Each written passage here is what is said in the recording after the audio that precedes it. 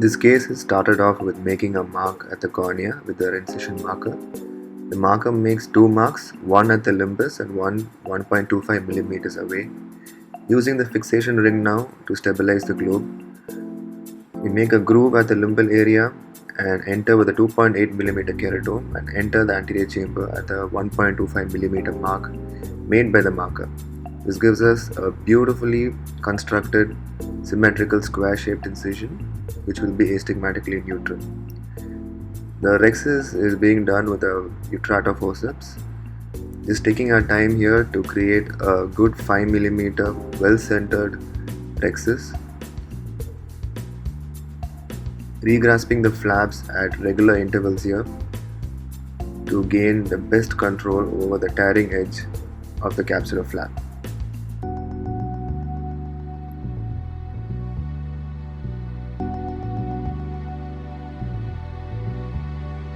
Hydrodissection being done now by going under the edge of the anterior capsule, lifting it up, sweeping it, and then gently performing the hydrodissection. Time for the phaco now. The handpiece being used here is the new Active Sentry handpiece, which comes with the Centurion phaco system. This handpiece has a built-in fluidics pressure sensor that is able to detect anterior chamber fluctuations occurring in real time. So any fluctuations in the anterior chamber stability that can occur during the course of surgery are automatically corrected, ensuring fantastic anterior chamber stability. I'm using a high vacuum and high power setting here. Vacuum being at 650 millimeters of mercury with 70% of longitudinal phaco power. Flow rate being at 40 with an intraocular pressure of 20 millimeters of mercury.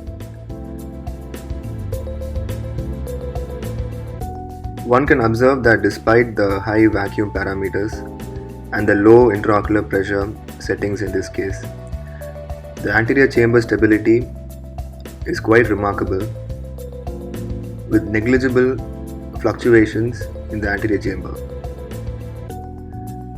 Just switching over to a torsional mode of phaco now as we continue to make smaller and smaller quadrants and emulsify these pieces at the level of the iris plane.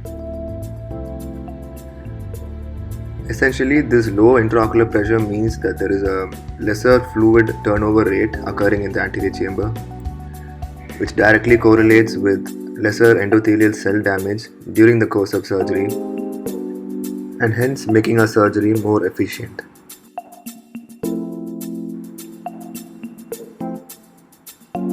Just subchopping that heminucleus into smaller pieces now. The followability during the course of this case is quite good as all the pieces easily flow towards the phaco tip, the chamber stability being maintained even at the end of the case while emulsifying the last piece with no signs of post-occlusion surge occurring.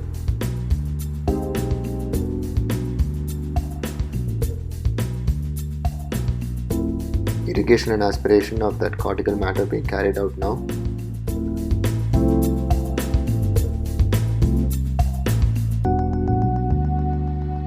The intraocular lens is now being implanted into the capsular bag. The leading haptic is placed straight into the capsular bag, while the trailing haptic will have to be dialed in.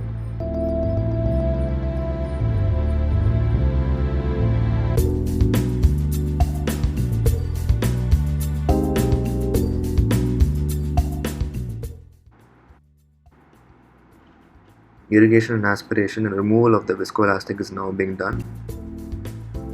Also going behind the IOL to remove the viscoelastic completely from the capsular bag.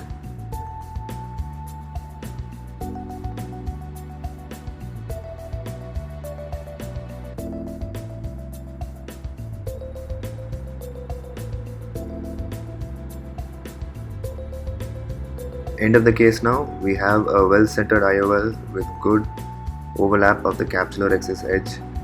Sealing up those incisions now by hydration. One can see that minimal hydration of the corneal wound is required here to seal it up, since it is well constructed and symmetrical. That brings us to the end of the case. Thank you for watching.